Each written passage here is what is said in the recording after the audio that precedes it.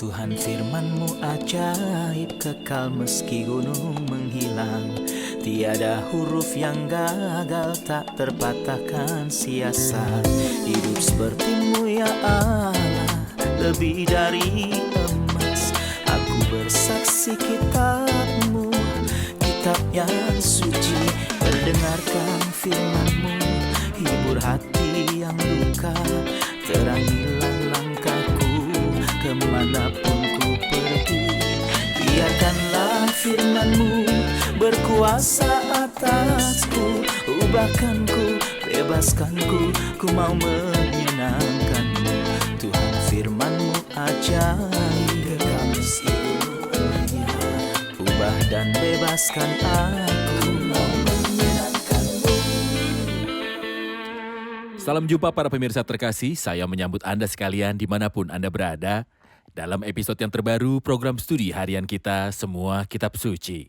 Kita masih mempelajari Injil Lukas dan saat ini kita sudah mencapai pasal 18. Untuk memulai izinkan saya untuk menyambut tamu kehormatan di studio, hamba Tuhan Yosef Riyad. Selamat datang Saudara Yosef. Selamat datang Saudara Riyad. Juga para hadirin di studio, selamat datang. Saudara Yosef, apa gagasan utama dari pasal 18? Pada awal pasal 18 kita membaca tentang dua perumpamaan yang hanya disebutkan dalam Injil. Lalu 3 kejadian yang disebutkan dalam Injil Sinoptik Matius, Markus, dan Lukas. Akhirnya mujizat penyembuhan orang buta di Yeriko, yang juga disebutkan dalam Injil Sinoptik Matius, Markus, dan Lukas. Terima kasih. Izinkan saya untuk membaca perumpamaan yang pertama. Lanjutkan. Yesus mengatakan suatu perumpamaan kepada mereka untuk menegaskan bahwa mereka harus selalu berdoa dengan tidak jemu-jemu. Katanya, dalam sebuah kota ada seorang hakim yang tidak takut akan Allah dan tidak menghormati siapapun. Dan di kota itu ada seorang janda yang selalu datang kepada hakim itu dan berkata, "Belalah aku terhadap lawanku." Beberapa waktu lamanya hakim itu menolak.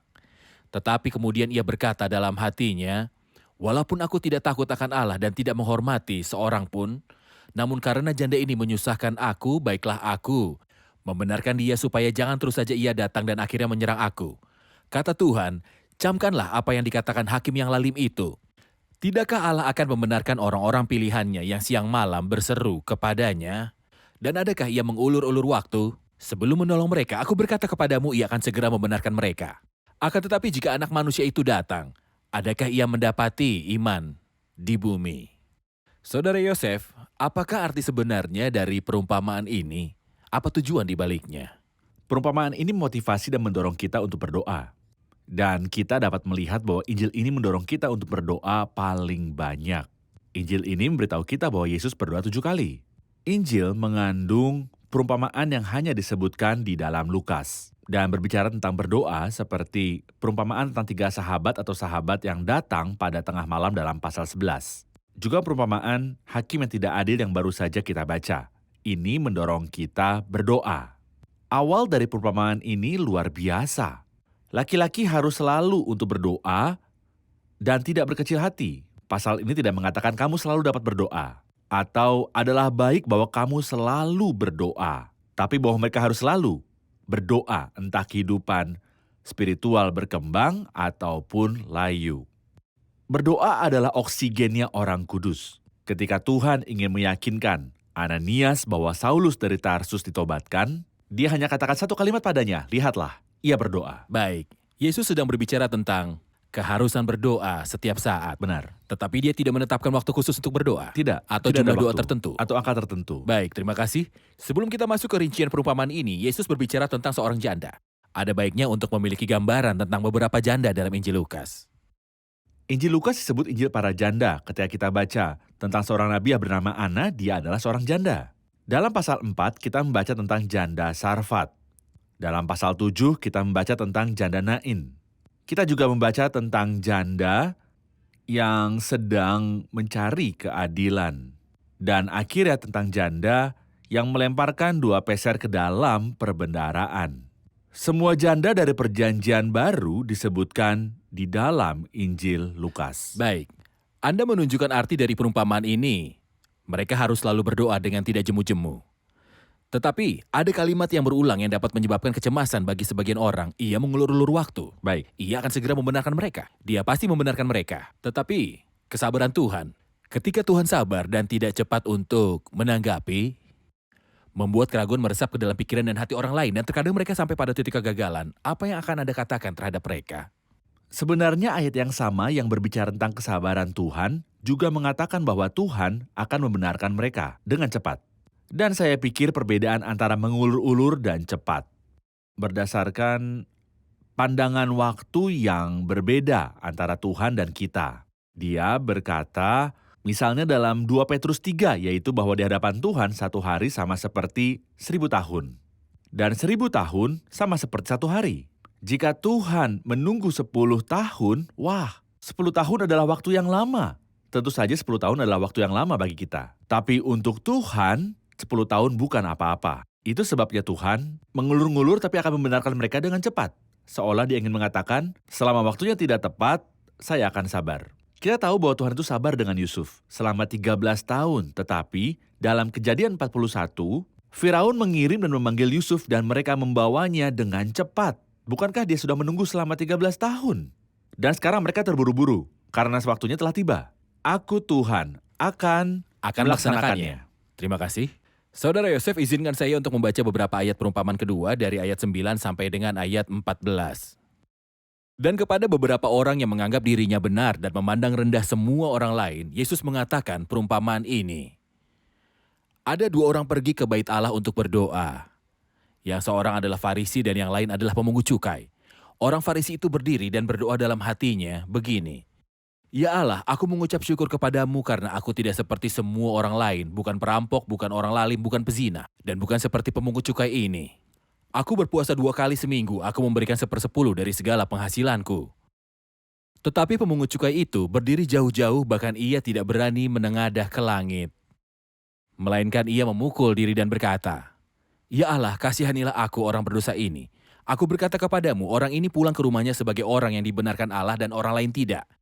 Sebab barang siapa meninggikan diri, ia akan direndahkan. Dan barang siapa merendahkan diri, ia akan ditinggikan. Lukas selalu berbicara tentang kontras, hitam dan juga putih. Apa yang Yesus katakan melalui kedua tokoh dalam perumpamaan ini?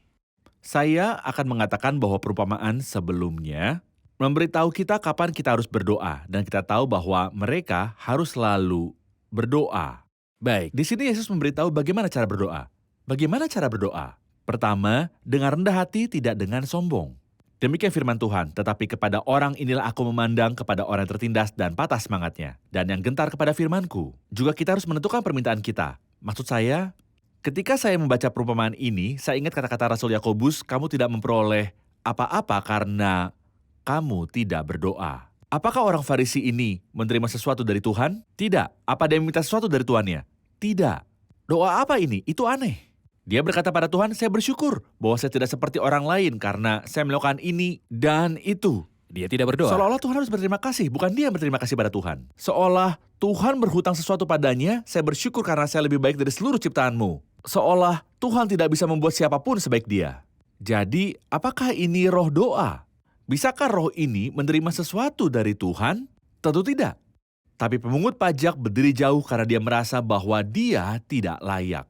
Tidak akan berani menengadah ke langit, dia merasa bahwa dia tidak layak. Melainkan ia memukul diri dan berkata, Ya Allah, kasihanilah aku. Orang berdosa ini, dia tidak membandingkan dirinya dengan orang lain. Dia tidak mengatakan bahwa dosa-dosanya lebih buruk atau lebih baik dari yang lain. Banyak orang membandingkan diri mereka dengan orang lain. Tapi pemungut cukai ini lebih bijaksana dari mereka semua karena dia tidak membandingkan dirinya dengan siapapun. Dia hanya meminta belas kasihan Tuhan dengan secara mengejutkan, dia menerima apa yang dia minta. Terima kasih Saudara Yosef. Kita rehat sejenak dan kembali untuk menjawab pertanyaan hadirin.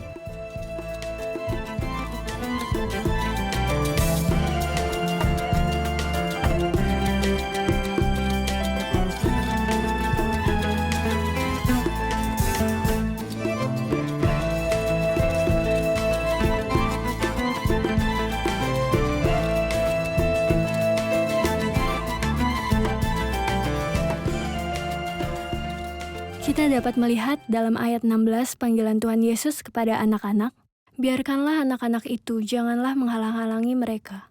Apakah arti dari ayat ini adalah bahwa semua anak-anak akan masuk surga? Silakan Saudara Yosef. Sebenarnya ini memang ajaran Alkitab meskipun tidak tersebar luas dalam agama Kristen. Tapi jika kita kembali ke sebuah ayat dalam Matius 18 dan membandingkan dengan yang lain dalam Lukas 19, kita dapat menemukan bahwa semua anak di bawah umur Yesus turun dari surga untuk menyelamatkan mereka.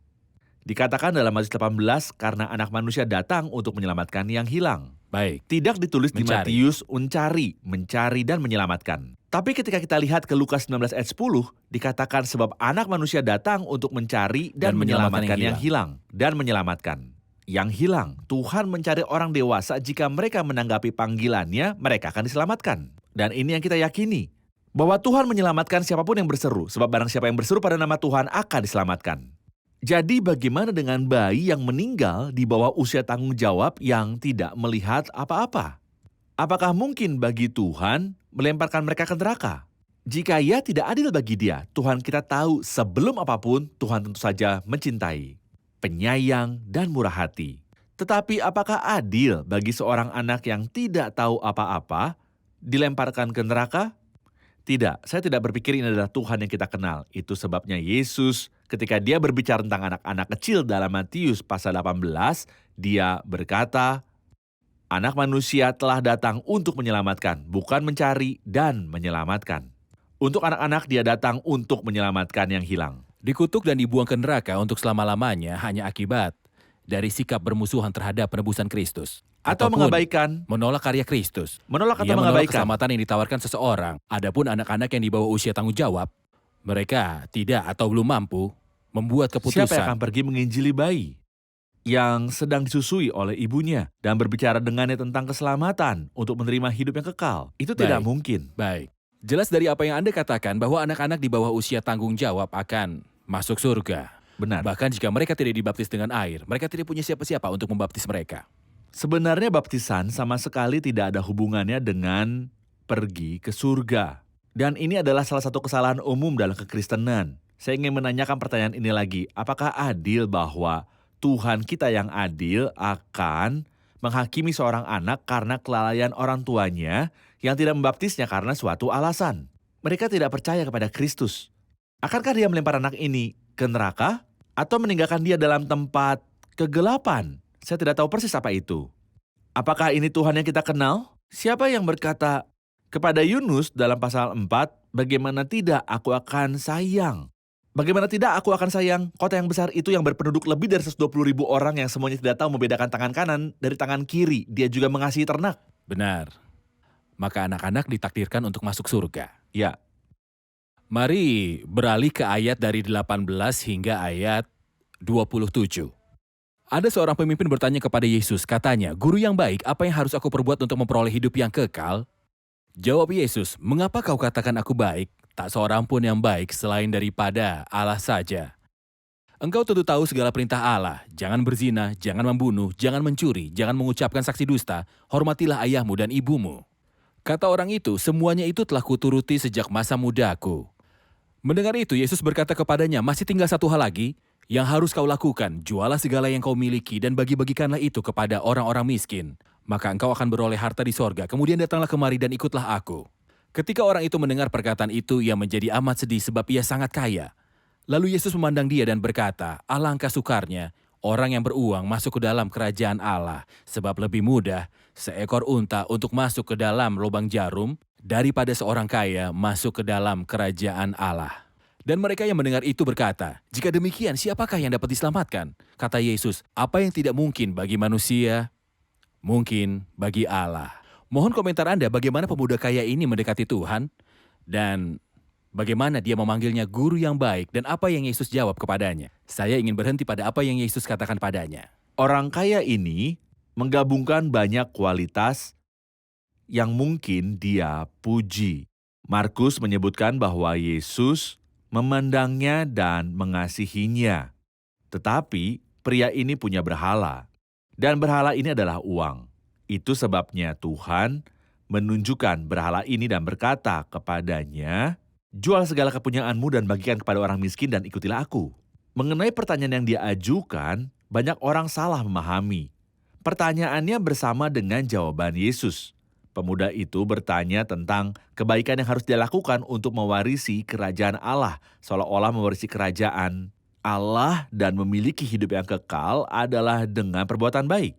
Untuk alasan ini, Tuhan merujuknya kembali kepada hukum. Yesus tidak datang untuk menghancurkan hukum. Jika kamu bicara tentang perbuatan, maka kamu tahu jalannya hukum.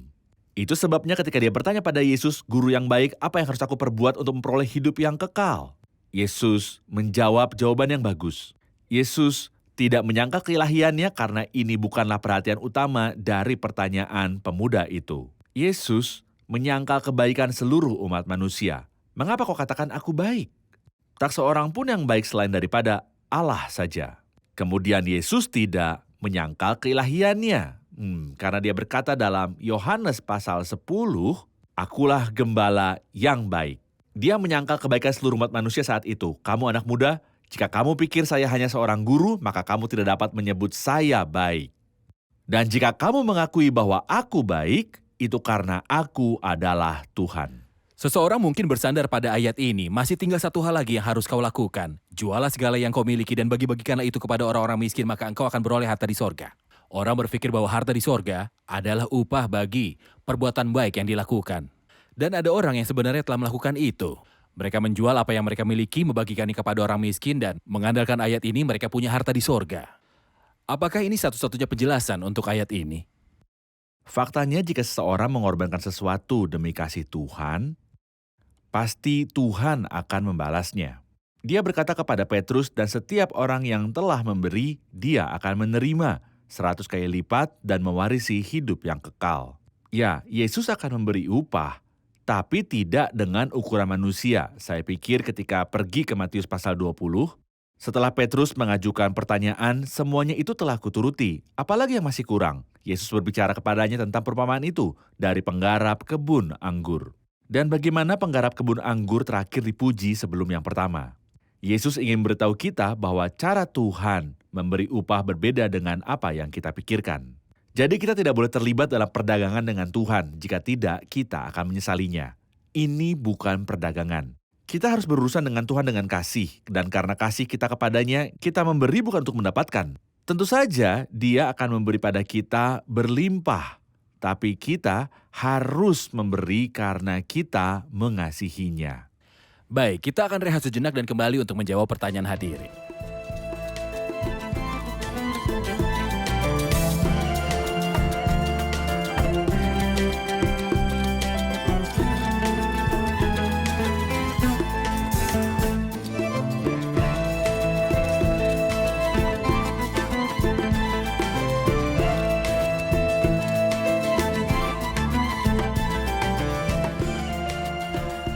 Di ayat 34, akan tetapi mereka sama sekali tidak mengerti semuanya itu. Arti perkataan itu tersembunyi bagi mereka dan mereka tidak tahu maksudnya.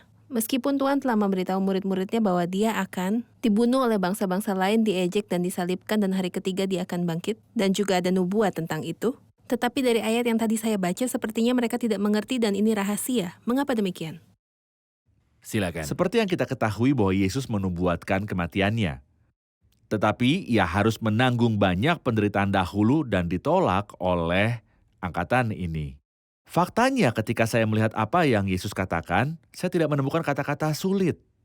Lalu mengapa mereka tidak mengerti? Karena mereka tidak mau mengerti. Mereka diprogram bahwa Kristus akan memerintah. Jadi tidak peduli apa yang Yesus katakan, mereka yakin bahwa dia akan memerintah.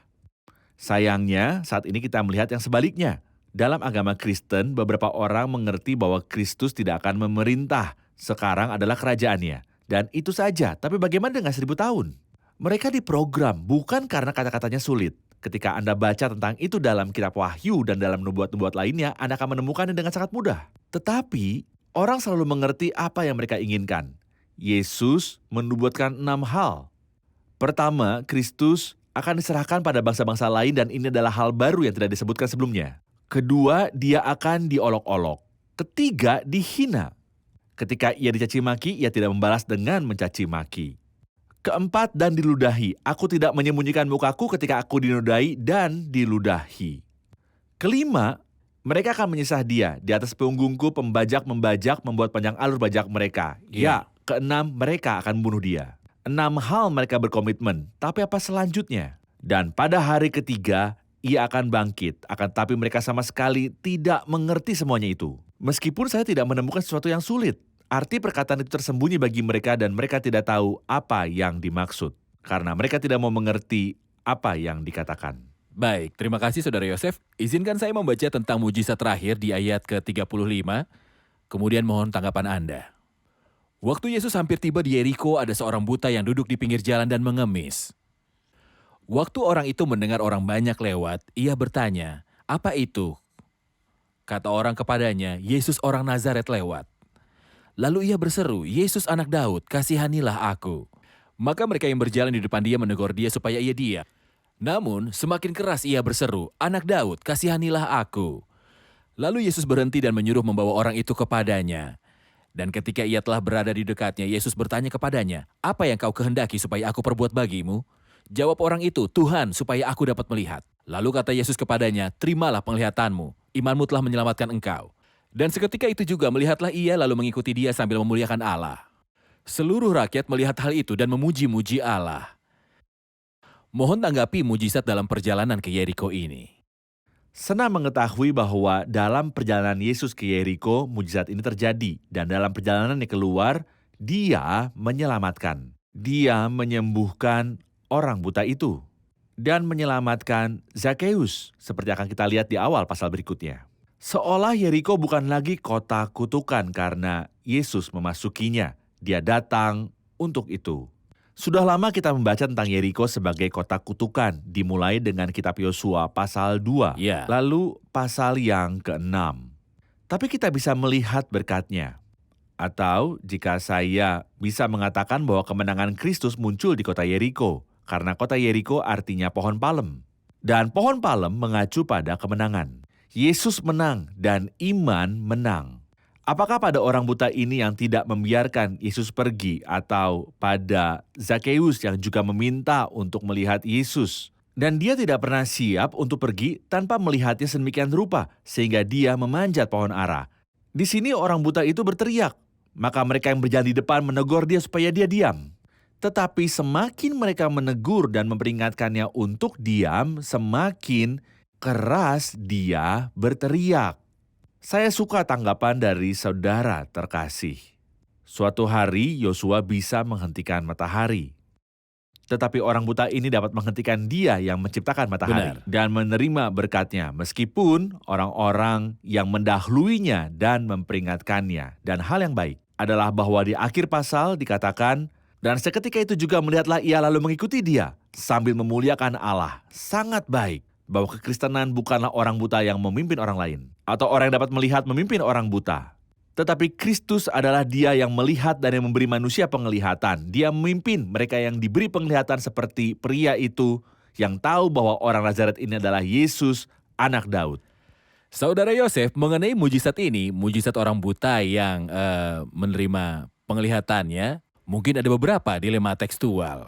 Lanjutkan. Ketika kita tahu bahwa mujizat ini disebutkan dalam Injil Markus, pasal 10 dan Matius pasal 20, dan kemudian kita membaca dalam Lukas pasal 18 dikatakan sewaktu ia mendekati Yeriko, demikian pula ia memasuki Yeriko. Tapi dalam Markus 10 dikatakan, lalu tibalah Yesus dan murid-muridnya di Yeriko dan ketika Yesus keluar dari Yeriko. Jadi dalam Markus dikatakan dia akan meninggalkan Yeriko. Juga ketika kita ke Matius 20, ada 2 orang buta.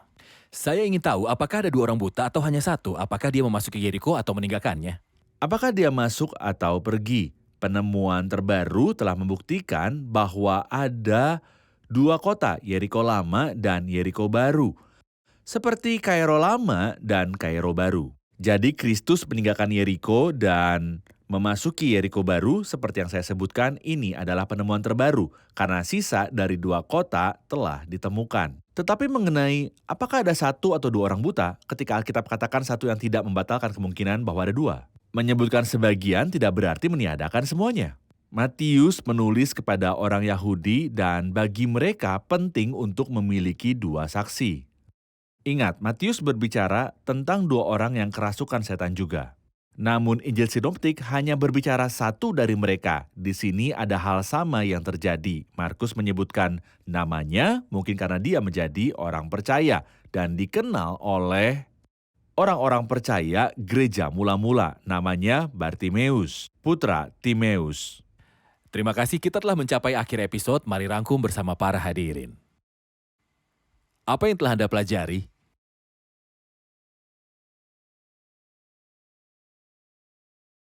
Kami belajar dari 2 perumpamaan di pasal pertama, bahwa berdoa itu sangat penting.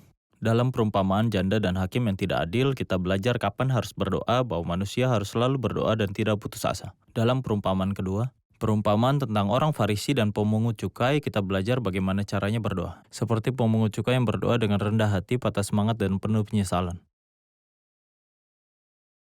Dalam ayat 9-14 dari pasal ini, kita melihat kontras antara doa orang Farisi dan doa pemungut cukai. Kami melihat pemungut cukai berdoa dengan rendah hati, dan untuk permintaan tertentu, dia meminta belas kasihan Tuhan dan tidak membandingkan dirinya dengan orang lain. Berbeda dengan orang Farisi yang menganggap dirinya lebih baik daripada yang lain. Oleh karena itu, pemungut cukai pergi ke rumahnya dan dibenarkan. Kami mengerti bagaimana Tuhan akan membalaskan dendam umat pilihannya dengan cepat meskipun dia tahan lama. Perspektifnya tentang waktu berbeda karena 1 hari bagi Tuhan seperti 1000 tahun dan 1000 tahun seperti 1 hari. Selama belum waktunya, Tuhan akan bersabar sampai waktu yang tepat tiba. Seperti yang dia katakan, aku akan mempercepatnya pada waktunya. Terima kasih, Tuhan memberkati. Terima kasih Saudara Yosef, Tuhan Tuhan memberkati memberkati. Anda. Pemirsa terkasih, kita mengakhiri episode hari ini dengan mujizat ini. Mujizat yang dilakukan Yesus dalam kunjungan terakhirnya ke Yeriko, seolah-olah itu adalah kesempatan terakhir. Itu adalah kesempatan terakhir bagi orang yang menyedihkan, orang buta yang duduk di luar kota Yeriko. Dan itu satu-satunya kesempatan bagi dia. Jika dia melewatkan kesempatan ini, dia tidak akan menemukan orang lain untuk mencelikan matanya. Faktanya, tidak ada orang lain yang dapat melakukan ini kecuali Tuhan kita Yesus Kristus. Dan jika dia kehilangan kesempatan ini, tidak akan pernah ada lagi. Orang malang ini, orang buta yang menyedihkan ini, berseru, "Yesus, anak Daud, kasihanilah aku." Lalu Yesus berhenti dan menyuruh membawa orang itu kepadanya, dan ketika ia telah berada di dekatnya, Yesus berkata padanya, "Apa yang kau kehendaki supaya aku perbuat bagimu?" Jawab orang itu, "Tuhan, supaya aku dapat melihat." Tuhan datang kepadanya dan bertanya, "Apa yang kau kehendaki supaya aku perbuat bagimu?" Jawab orang itu, "Tuhan, supaya aku dapat melihat." Pemirsa terkasih, ada banyak yang merindukan Tuhan, ada banyak orang yang meminta di hadapan Tuhan, tapi satu-satunya permintaan yang mereka seharusnya katakan adalah, "Saya ingin diselamatkan. Saya ingin diselamatkan dari dosa saya, dari malapetaka saya ingin diselamatkan dari takdir sengsara abadi." Ada banyak orang yang berdoa dan memohon kepada Tuhan dalam hidup ini, tetapi tidak pernah meminta permintaan yang paling penting, yaitu untuk diselamatkan. "Tuhan, selamatkan saya. Buka mata saya ingin mengenal Engkau." Ada banyak orang yang hidup tanpa mengetahui takdirnya yang abadi, ada banyak orang yang tidak tahu kemana mereka akan pergi. Ada banyak orang yang mengajukan permintaan hanya mengenai kehidupan yang fana. Pemirsa terkasih, mintalah sesuatu yang akan bersama Anda selamanya. "Tuhan, selamatkan saya." Keselamatan tidak dapat ditemukan dalam orang lain. Tidak ada keselamatan selain daripada pribadi Kristus sendiri. Pemirsa terkasih, sampai jumpa di episode selanjutnya. Tuhan menyertai.